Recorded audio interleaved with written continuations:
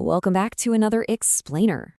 Think of life as a journey, one where we're constantly trying to gather practical tools to handle the perennial struggles of anxiety, ego, and just an often chaotic world.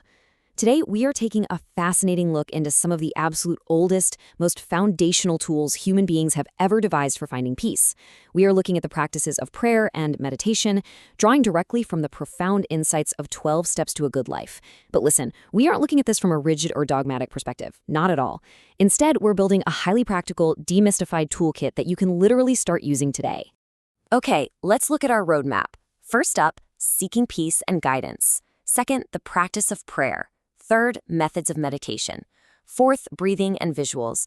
And finally, creating your daily practice. Let's dive in. Section 1. Seeking peace and guidance. Here we are exploring Step 11 and connecting with a higher power. So the absolutely crucial point right out of the gate is this. We are seeking spiritual progress rather than spiritual perfection. I just love this distinction. The goal here isn't to suddenly transform into some flawless, enlightened being who floats above the ground. I mean, if you set that expectation, you're going to quit before you've even start, right? The true goal is simply to seek daily guidance. Just like your physical body needs air and food, your mind and spirit require a healthy, regular practice to maintain equilibrium and keep you grounded when life inevitably gets turbulent. Let's move to Section 2, the practice of prayer, returning abstract ritual into everyday conversation. You've very likely heard this before, but let's look at it together with fresh eyes. God, grant me the serenity to accept the things I cannot change, the courage to change the things I can, and the wisdom to know the difference. This is the Serenity Prayer. It is one of the most powerful, immediate tools you can pick up. Whether you're addressing God, the universe, or just your highest self, this prayer perfectly centers your focus when you're facing those incredibly difficult, frustrating situations in your daily life. Now, what's really interesting about this slide is what you are actually not asking for. Notice the intense focus on internal growth.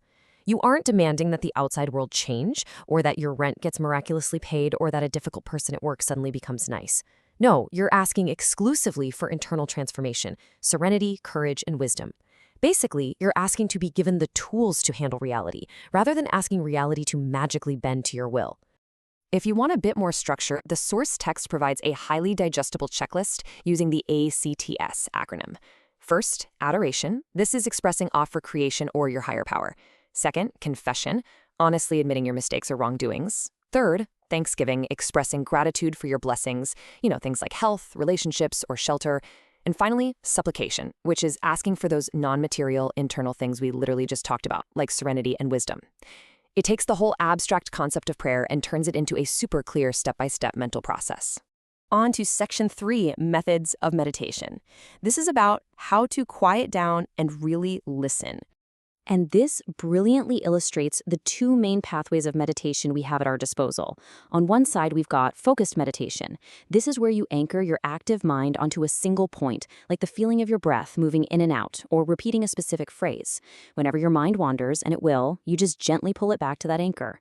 On the other side is mindfulness. This is about expansive awareness. You aren't narrowing your focus here. You're sitting back and openly accepting the present moment, watching your thoughts and bodily sensations drift by like clouds, totally without judging them or getting tangled up in them.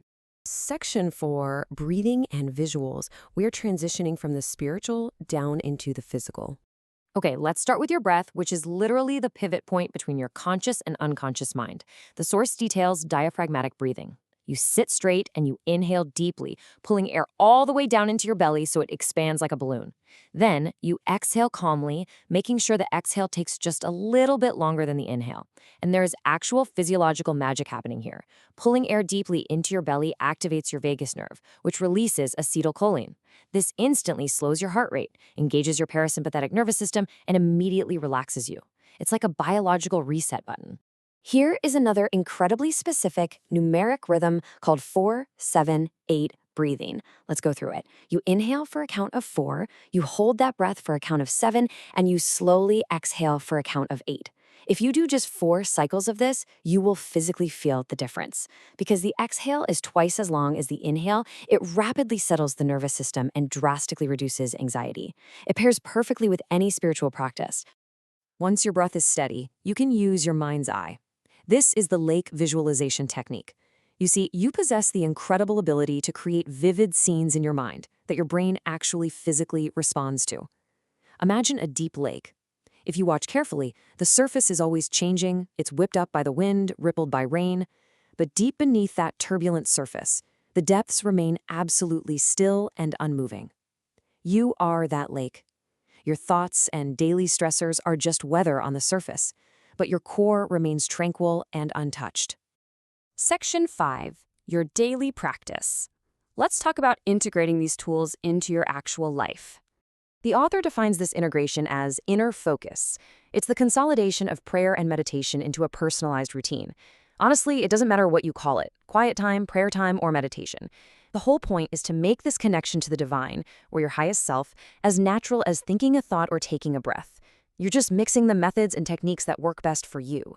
And please, relieve yourself of the pressure that you need to go join a monastery or buy expensive gear to do this. You can have a formal practice where you sit quietly in a chair in a distraction-free space, but you can and absolutely should also utilize informal practice. You can practice everyday mindfulness while you're doing the dishes, cleaning the garage, or standing in line at the grocery store.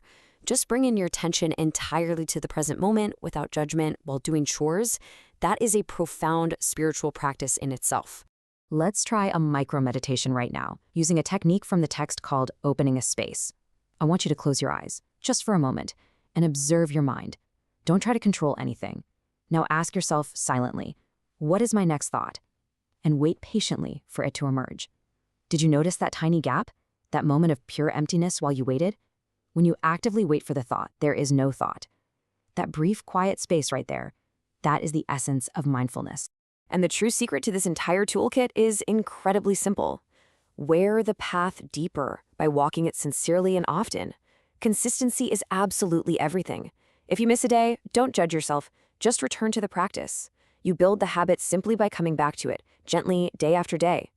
True spirituality isn't exotic. It's built through sincere, repeated effort. We end today with a really powerful question.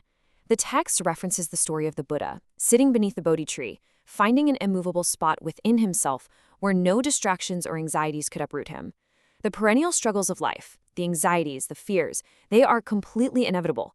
But will you pick up these tools today? Will you use your breath, your focus, and your intention to step onto the path and discover your own immovable spot?